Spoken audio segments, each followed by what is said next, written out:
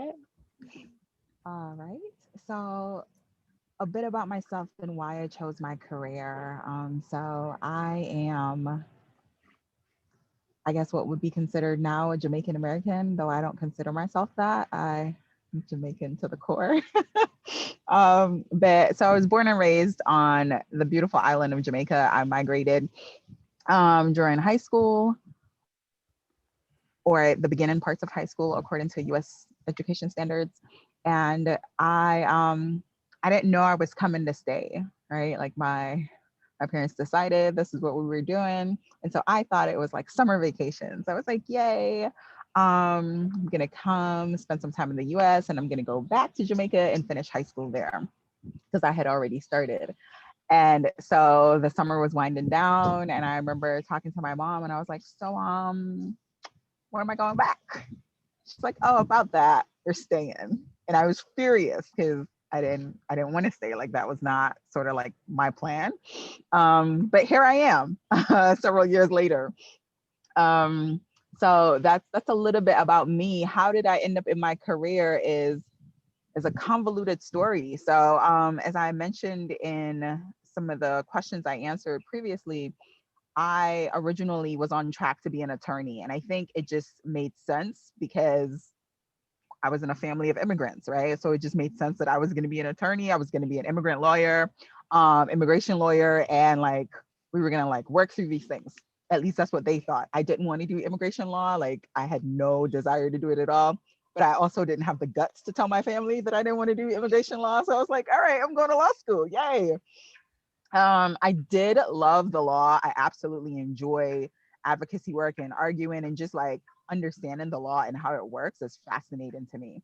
So most of the things that I did, my extracurricular activities in high school and undergrad, all focused around law school. I was a political science major, worked on Capitol Hill, worked on campaigns. Like I was on the trajectory to go to law school. I got to my senior year and I was like, oh, graduation's around the corner. I haven't taken the LSAT yet. And because I have very Caribbean parents, I know that they have expectations, right? Like, what's next? And I was like, I'm kind of not prepared here. This isn't going to work well, right? Like, and so this idea of shame is very big in Caribbean culture. And so the fact, like, I could already hear my parents, right, talking about how, like, I have shamed them, how hard they worked to get me a visa to come to this country. And here I am squandering my opportunity, right? Like, not thinking about the family and, like, not making decisions that would be wise. So I was like, okay, not ready for that conversation either. Like, how are we going to approach this? So I I saw a job on campus to work overseas as an English teacher. And I was like, that's what I'm going to do. It's not law school, but it's a job. Like they'll be happy because I'll be working. And so that's literally what I did. I packed up and I moved to Poland. It was very odd. It was the most bizarre thing, but also one of the best decisions I've ever made in my life. Um, while in Poland, I took the LSAT. I went to England and I took the LSAT because that was the closest English speaking country that I could take the exam in English. And even then, like there was a part of me that still wasn't sure that law school was what I wanted to do. But like, I had to follow through with something, right? Like I couldn't come home and tell my family that like, all right, thanks for the education, but this is where it ends for me. And so that idea of shame constantly sort of like rang in my mind. And so I returned to the US, worked for a few attorneys, one of which was an immigration lawyer. And I was like, oh yeah, this is definitely not what I want to do. Like, it just solidified for me more and more that that's not the life I wanted. And and so then I just quit. Like I was just like, all right, this isn't it. And so I had what I guess folks would call a come to Jesus moment with my family. And they're like, well, what do you mean you're not going to law school? And I was like, well, I don't really think this is for me, right? You know, like I've done the whole Capitol Hill thing, I've done the attorney's office. It's just not, it's not working for me. This is not something that I want to do. And so they were like, okay, well, then you need to figure it out. So figure it out, I did. I took random jobs because I had to work, right? You can't live in a migrant household and not work, right? So it was just one of those things where it was like, okay, get a job, Joni. That's what you need to do. And so my family lived on the East Coast, New York, Connecticut, so tri-state area, and I went to undergrad and grad school in Maryland. So I moved back to Maryland, one, to be closer to DC, which was great for my law school opportunities, but two, because I didn't really see any life for me in Connecticut. And so while I was in Maryland, people had mentioned to me, they were like, you're really good at teaching. You should teach. And I was like, who wants to teach? Like, no, I don't want that. It has to be something else I can do. If, like people kept telling me, and I was like, yeah, I guess. And so I stumbled upon like a random position.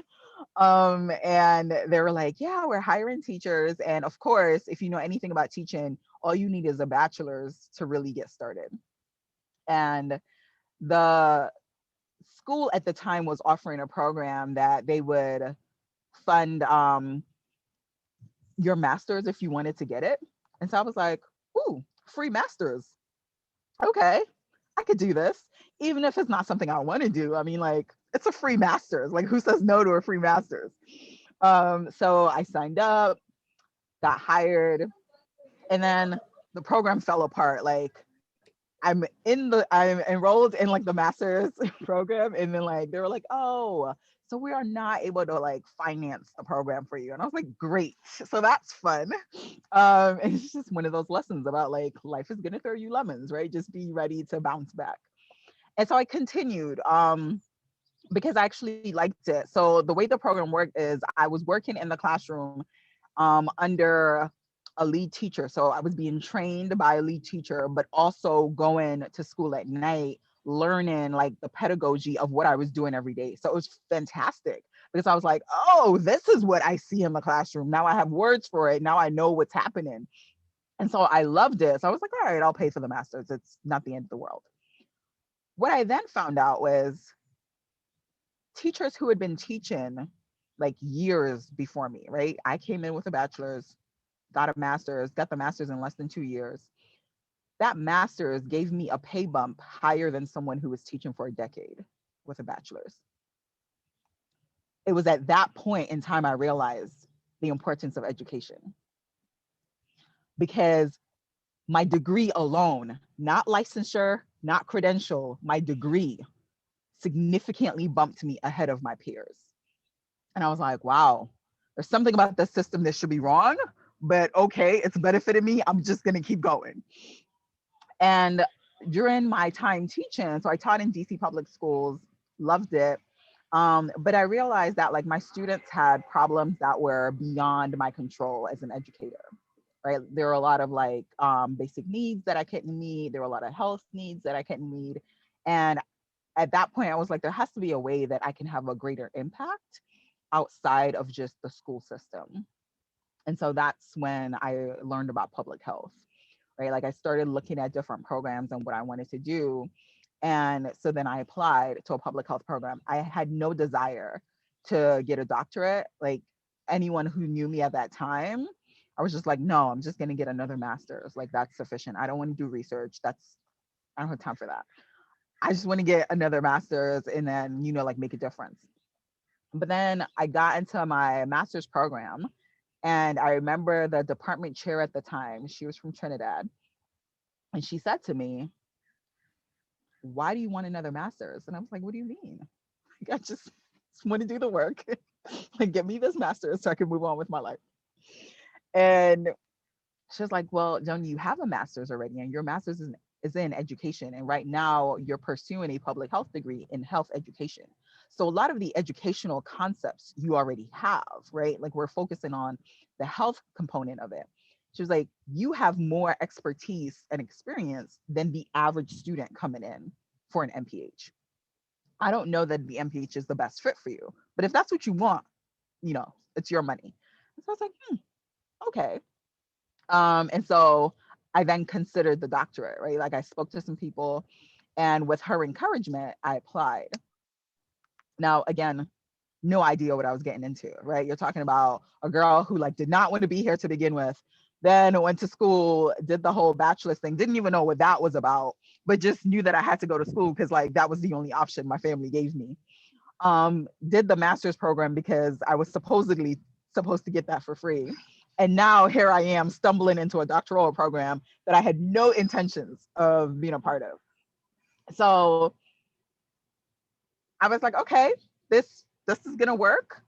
But I had no idea about the whole research process because that wasn't like my agenda. That wasn't where I was trying to go. So I stumbled into this process that worked. I liked it. I enjoyed the challenge, but I had no idea what it meant post doctorate, right? So I knew what I wanted to do. I knew I wanted to continue teaching. I knew I wanted to teach at in higher ed. And I knew that in order to do that, I had to have, sorry, I had to have a doctorate. So I was like, okay, cool. This piece of paper gives me the opportunity to teach higher education. Fantastic.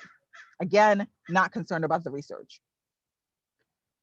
One of my first teaching positions post graduate school required me to do research. And my training provided me the training. So it wasn't like new to me, like I knew what to do. But then I was like, I kind of like this. It's like, again, didn't think that this is what I was going to be doing, right? But I was like, this is kind of cool. And what I enjoyed was that I got to teach and do research. And so I was like, oh, I like this balance here. Like, this is a nice little balance. And so then I learned about schools that are predominantly research oriented, where they don't really teach, they focus just on research. Excuse me. And then there's schools like us here in the CSU that were considered teaching institutions. And so our focus is really on the teaching and not so much on the research. But Cal Poly, we're starting to strike that balance between the two. And so I was like, I think I found my sweet spot. Like, I think this is it, right? I still get to impart knowledge on students, which I absolutely love. And I still get to advocate for people, which I would have done through law, right? By the research and the studies that I do.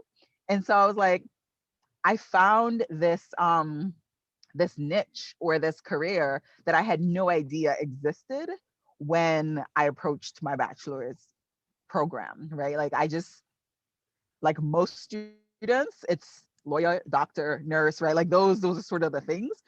And I never gave any credence to anything outside of that. But now I absolutely love it. So I think that answers that first question, and I'm gonna pause in case there are any questions. I think that definitely answers that first question. Something that thank you for that story. Oh my gosh. Um, but I mean, it's a story that's still like continuing. You're living it now, and like the outcome of all of that. That's so awesome. A question that popped up in my head was you talked about your parents and how education was like the option they gave you, right? That's what you have to do. Um, I mean, it's the same for me here. But I feel like a part of you also just like learning.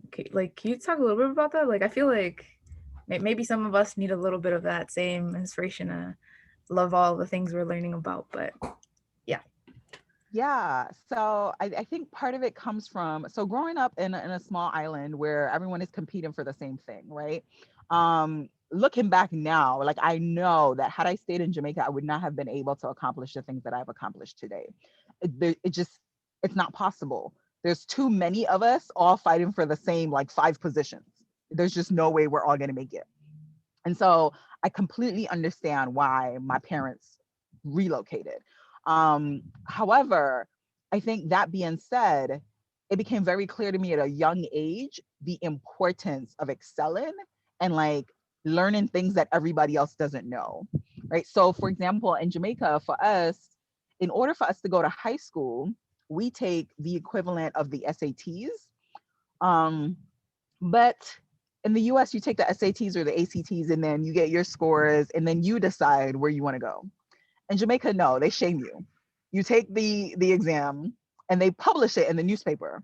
and then tell you where you're going to go, right? So it's like every child's worst nightmare, because everybody knows, right? Like they know based on the school you got into, the level of score you received.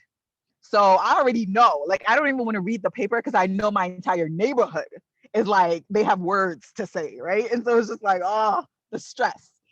Um, and so when you grow up in a climate like that, like you realize, like it becomes really clear to you that like it's not enough to just be ordinary, right? Like ordinary, everyone is ordinary. And it's like ordinary people are still not getting placement spots in good schools, right? So it's like you have to be like above and beyond. And I don't know that I understood that then, but I knew that there was something that I had to do that was different. And so I liked the fact that like I could learn all these great things, but I don't think I really appreciated that until I had all these random experiences. So living in Poland, as I lived there and I like learned more about the culture and integrated, like I learned, it helped me better understand myself as a global citizen, but also like how similar we are across the globe, right? Like living in a country that I have to get on an airplane to go anywhere outside of my country, I was well aware that like I'm a global citizen. But it's not until you reside in other countries, right? Like when I came to the US, I was just like, oh, this is different. This is not what you think America is going to be like, right? So there's that. And then I got to Poland and I was like, wait a second, what is this? Like this whole Eastern European thing, this is something else, right? And so it's like the more places I went to, the more I started to appreciate what I was learning, the more I started to see like the commonalities within it, within each of us. And then it like provided this hunger in me to want to learn more, right? I remember my students in Poland would tell me, they were like, in the US, you guys close school in the winter, right? If it snows too much. And I was like, yeah, it's called a snow day. And they laughed because they were like, we would be closed all winter, you know? And I was like, those are facts because it snows like all the time. Um, but it gave me an appreciation for winter, right? Like I hate the cold. I hate it with a passion. Hate it. But living in Poland, like now it snows and I smile, right? I'm like, oh, I have an appreciation now, right? Like I can appreciate the sports that was I was introduced to while living there, which I don't think I would have ever had that appreciation for had I not had that experience. Or the things that I've learned, I don't think I would have appreciated as much. So now, like the experiences I have, I think is what fuels the passion for this lifelong learner, because I realize that there's just really never an end, right? Like there's always something to learn, whether it's like directly for your career or whatever you're doing in life, there's always something that you need to learn. And I think sometimes we forget that, and learning becomes like this rote process of just like, I'm just going to tick these boxes so I can get this paper, so I can get this thing. Thank you for that. That's very true. And I was just kind of reflecting on what you were saying, and it's just like with the whole parents thing. I know my parents also came to the US to give me like an education and to give me like a greater opportunity for me to like, do more than they did, right? And Mhm. so I think I'm first generation, and I'm like the eldest daughter of my parents who didn't even go to high school, and so I think Mhm. their objective or their vision for me was for me to come here and get some sort of career technical job, and quick, fast, easy, and to start, making money. And so Mhm. I think right now where I'm positioned is like I'm a senior, I'm about to graduate, and I feel very blessed. But I definitely want to continue school and continue to explore, my options. And I think that's what they don't understand is like, why are you Mhm. going to graduate school? Why do you want Mhm. to continue school? Why Mhm. can't you need to graduate? Like we need money type of thing. And one thing that I've heard in the past is, our immigrant parents, they've done this their whole life is survive, right? Like Yeah. that's their mentality. And for me to do one Mhm. more year of graduate school, a couple more years of school, like that's not going to kill them. As much as it hurts me to say, I think I am allowed to be selfish for wanting to continue my schooling for a couple of more Yeah, years. I think the key thing though is like having the conversation with your parents in a way that is tangible, that they can understand, because that's usually the big piece, right? Like there's this huge cultural gap. Like, and you said it, right? Like this is how your family has survived for generations. So it seems odd that you would want to now spend additional time. And they're like, why? You have the skill set now to get a job. And I think something that's worth having a conversation about is the difference in the ability of income you can earn, right? And I think that's something that people don't quite understand, right? And even like college students, when they exit college immediately, like, and they get a job, the money looks really good. You get 30, 40, $50,000 with a bachelor's. You're like, oh yes, I'm living life. What you don't realize is in 10 years, you'll still be making 30, 40, 50,000. In 15, you'll still be making 30, 40, 50,000, right? So what seems like a lot of money at 20, 25,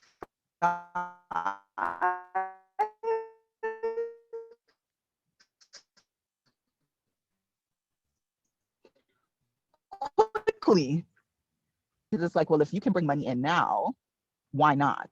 But I think if you can have that conversation in a way that helps them understand that, yes, I can get a job today and here's how much money I will make. But if I wait 2 more years, here's how much money I can make in 2 more years. And here's what I'm willing here's how I'm willing to meet you halfway. Because it's important for them to see that, because in their minds, you're just throwing away money. Yeah.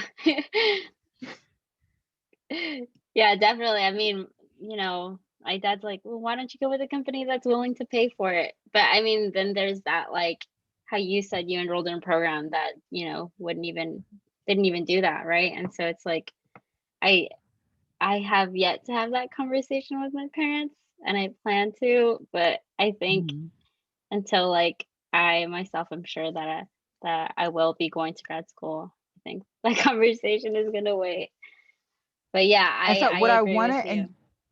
what I want to encourage you to do is, so don't let the part of my story about getting hoodwinked into a program deter you, right? Because what I can tell you, and I think I mentioned this in my questions previously, is that while my trajectory is very unconventional, I am where I am today because of that unconventional path. So if you want to go to grad school and there is a company that wants to pay for it, take it. Even if that means that you do something different for a couple years, as long as you don't take your eye off the ball, right? Like as long as you can train yourself to stick to, like, I'm only going to be here for this long, I'm going to get this degree and I'm going to move on, it will be good. Because let me tell you something. I tell my students all the time, you graduate, for those of you who are graduating this spring, everyone in your graduating class is competing for the same jobs. You all have the same skill set, you all have the same education. And that's just from Cal Poly. Now, think about all the other schools in the state of California. They too are all competing for the same jobs. There's only a handful of positions. Somebody is not going to get a job. So then what you need to ask yourself is, what sets me apart from all the rest of my peers? Well, maybe it's those 2 years in the company that paid for you, because you have now a new perspective that they don't have. Do you see how that Yeah. works? And that's not something that we talk about often.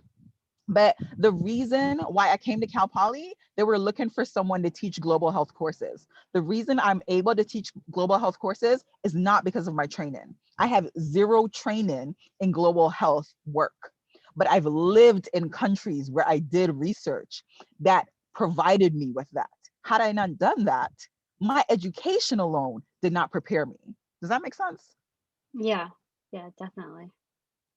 Yeah, thank you for So it's that not as advice. like ABC as we think it is. Hmm. Like those other experiences help. Yeah. Thank you, Dr. Roberts. Yeah, you're welcome. So let me go back to these questions here. So can I Yes. speak a little bit more about being an immigrant? What more should I should I add? You covered a lot in the first question. Unless something pops up, we can maybe even talk about the next question or the fourth. Uh, Okay. yeah, we don't have to. Um, what were some of the biggest challenges you faced navigating your graduate program? Okay, that's a really good one. Um, I think some of the biggest challenges I faced, and sometimes I still feel that way today, is this feeling of imposter syndrome. So not feeling that I'm adequate, or not feeling that that I belong, that I'm supposed to be there. So I entered, especially my doctoral program, I entered my program with students who seem to all have it together. And I was just like, what are they doing that I'm not doing? And what was interesting is most of the students in my class had zero work experience. They did their bachelor's, they did their master's, and now they're in a doctoral program. So I had the experience that they didn't have, but yet I felt inadequate. And I was like, what's happening here? Right? Like I just felt like they were better prepared for like how to tackle this. And then it took one of my professors telling me that like the things that you think they have, you know by experience. You just haven't learned that that's what it is. And I was like, huh, look at that. Okay. So then it clicked that like I was now learning things that I had been doing in the trenches, right? Like I had been doing this work and I didn't have the tools, I didn't have the words, I didn't have the vocabulary to say that this is what I was doing. And I was now learning that a lot of what I was doing had names, right? Like they had theories, they had philosophies that came along with them. But initially, yes, I felt inadequate. And I second guessed myself all the time. Right. So I was just like, I don't know if this is right. But I think because of that, I pushed myself even more. Right. So like I went to every possible office hour. Like people called me teacher's pet. I didn't care because I was just like, I'm paying for this, y'all are not. So we gonna get out of this. Um, and it really helped me because I found that I was able to get understandings of things that were beyond the classroom experience, right? Like I built connections with faculty that led me to do research outside of the country, right? Like things that like just didn't pop up to many of my other colleagues because I had this imposter syndrome. I thought that I was inadequate. And so for me to feel like I was adequate, I felt I had to do these additional things. I didn't have to, but it ended up working in my favor. And so I think that was a big challenge for me, especially as a student of color, being in a predominantly white space. Like I constantly questioned myself, right? Because it was clear that many of my white counterparts came from schools and educational systems that prepared them to sort of question their faculty members, which for me culturally was like a big no-no. That was like disrespectful. So I was just like, wait, what are we doing? Like, you can't talk to them like that. Like whole professors. Like we can't just like be having conversations like this. But then I had to learn really quickly that it was a cultural thing, right? For me, I couldn't do that because that was seen as disrespectful in my culture. Whereas for them, they had been taught for years that this is how you communicate. And so I had to learn. I was like, oh, this is what is expected of me. And I struggled with that. Even to this day, some of my faculty advisors, they want me to call them by their first names. And I was like, I can't do it. I can't. You will forever be Dr. So-and-so to me. I'm sorry. I just can't do it. Like this, I can't do it. Like I feel like my grandmother's going to slap the taste out of my mouth the moment I do it, right? It's just, I can't do it. But I find that the moment that I'm able to like be transparent and have those conversations with them, they they respect it. And so they understand that it's not that I'm trying to be disrespectful or I just don't want to call them by their first name. It's just, it's a culture thing. Like I literally cannot do it. Um, so I think that was one big part. Another component was, so graduate school, especially like when you get to like the doctoral level, is very heavy on research. And I think my lack of preparation, so Cal Poly and a lot of universities now are doing a really good job of integrating research at the undergraduate level for students, which is fantastic. For a very long time, that was unheard of. So it was very common for you to come in to a doctoral program and have zero research experience. And so here I was with no experience, and I had people in my cohort who had already published papers. And so I was just like, how is this possible? Like, how are you already a published author? And here I am still trying to like learn things. Um, so I think all of those things made it very challenging for me because I felt like there were these expectations placed upon me. And I don't know that they necessarily were. I think I might have placed them upon myself. Like I internalized them when I didn't need to. And the more I opened up and I spoke to especially faculty, members of color, I realized that like, oh, this really isn't a thing. Like I'm placing more pressure on myself than I need to. I mean, we have to place pressure on ourselves already because we have to exist in a space that where we are constantly the minority. But there are times where I think we add additional stressors and pressures that's not necessary because we're already accustomed to doing that, when there are times where we could relax a little bit and still make progress. So I think those were some of the biggest challenges for me that I had to learn the hard way because it took me a while to figure it out.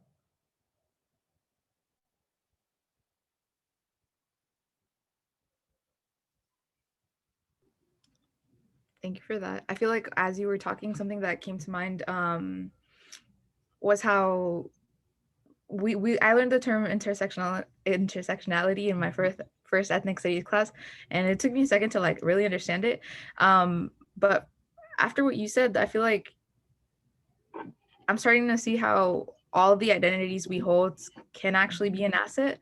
Mhm. Um, I don't think I thought about that before, which in reality, like you said, in my ethnic studies class, in a room filled with mostly white people, like I was able to type about this because I had an experience, for a Mhm. firsthand experience.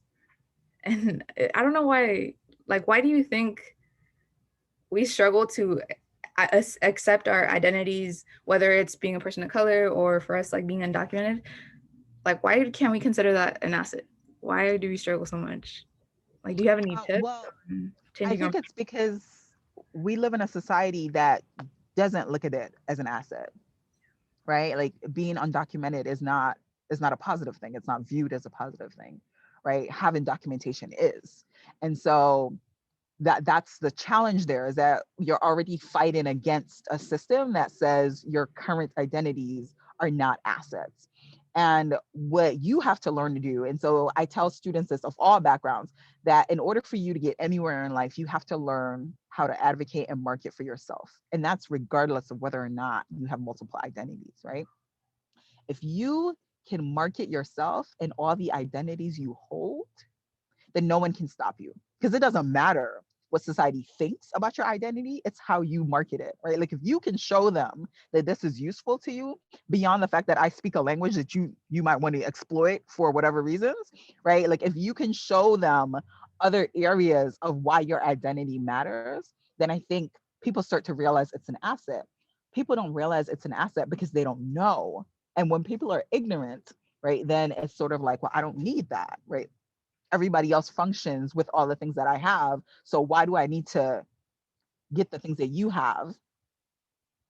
It doesn't seem to be an asset to me. So if you can make the connection for them to say, here's how I benefit you, and here's how the other person does not because they don't have these things that I have, then people now start to see your value.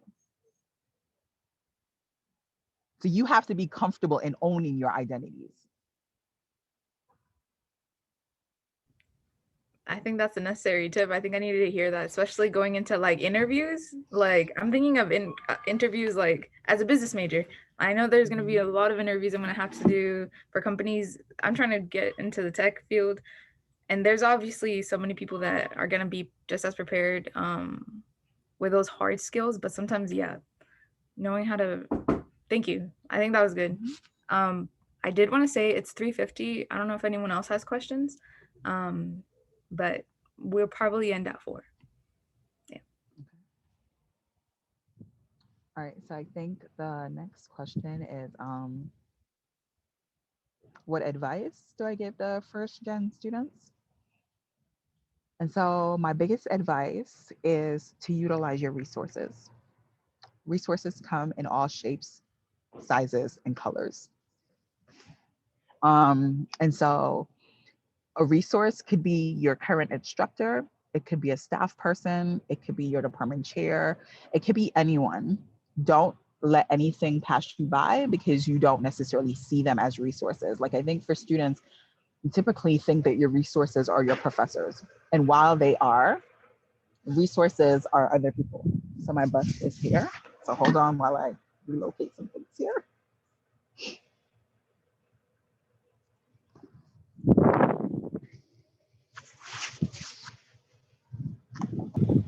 Yeah, resources come from all people. And if you're willing, oh, yes, thank you. Do I just go in or do I wait? I can only have one set of doors open at a time. Oh, okay, got it. Yeah, as soon as we get the luggage loaded.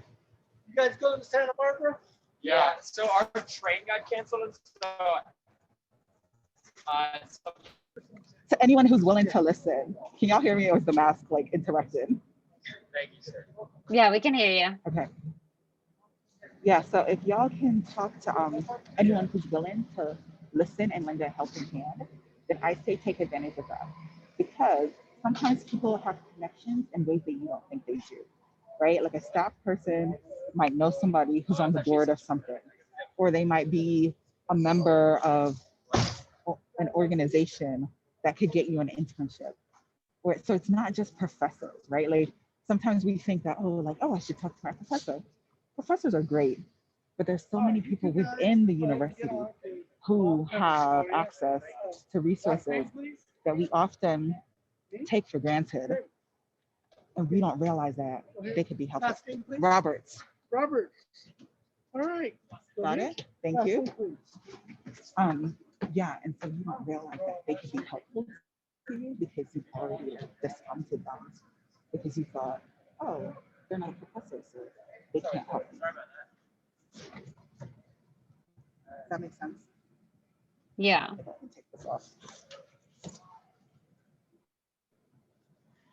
So I think that would be my primary advice is to like, utilize your resources. And then secondly, do not remain silent. Or like there's no need for you to suffer in silence. If you need help, talk to somebody. I don't care if you've never taken a class from them. If you see somebody across campus and you just want to talk to them because they look like you, go talk to them. Like, don't sit here and be like, oh, I can't talk to them because I don't know them. I've helped way too many students who were not my students, but they spoke to me. And I went to bat for them, right? I was just like, this is unacceptable. They're a student here, we need to be helping them. So make sure you're talking to people. Even if you don't think it's a big deal, or you think that like, oh, this is just what college life is like. Maybe I'm just like not adjusting well. Mm-mm. Let us be the judge of that. Like we can help you sort of like take hold of reality and be like, yes, that right there is a reasonable request, or no, that one isn't. Too many times I see students like go through things that they shouldn't be going through and they don't say anything because they think that's the norm when it's not. And then it's like not until like years later when it's just like, oh, I could have got help. Yes. And when I say help, I think sometimes students also think that help is a bad thing. So it's like, oh, help means that like something's wrong with me, or like I don't know what I'm doing. It's like every person you see has received help at some point in their life. No one has made it where they are without help, no matter how big or how small. So today's your day to get help, right? Like I told y'all, I moved back to Maryland when I left Connecticut to go find a job. I ain't had no house to live in, and I have a pot to piss in, like we would say in Jamaica.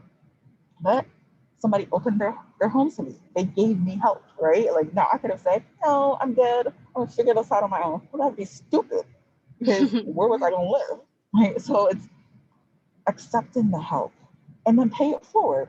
You will be in a position someday to be able to help someone else. And so when you can, do so. Because we are, in spite of the capitalistic nature that we have here in the US, we all need each other to thrive. So that's my advice. Very true. Thank you, Dr. Roberts. I think all of us really appreciate your words and all of your advice. Yeah, so thank you. You're welcome. Hopefully we'll see you again. There's one more event of these, and hopefully more students Yeah, show next up. week. I know a couple wanted to come, but maybe something happened and they weren't able. But thank you so much. Hope everyone You're has a good. welcome. Well, before we go, let me hear from the men. I haven't heard from y'all Yeah, true. all session.